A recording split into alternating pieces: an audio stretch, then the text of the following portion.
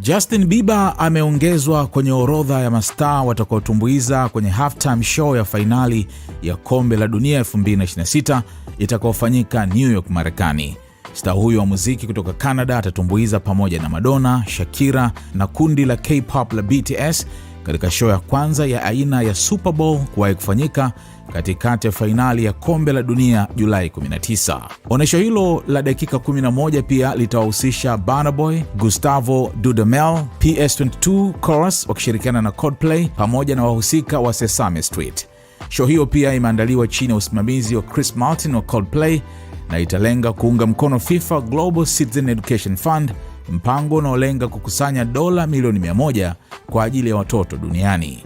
Kombe la Dunia la FIFA linaunganisha dunia kwa namna ambayo hakuna kitu kingine kinaweza kufanya, amesema Bieber.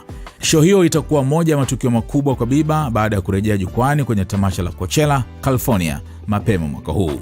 Hilo lilikuwa onyesho lake kubwa zaidi la moja kwa moja ndani ya miaka 4 baada ya matatizo ya kiafya yaliyomlazimu kusitisha ziara yake ya Justice. Shakira na Burna Boy ambao walishiriki kufungua mashindano hayo katika nchi 3 wenyeji wa Amerika Kaskazini pia watarejea jukwani.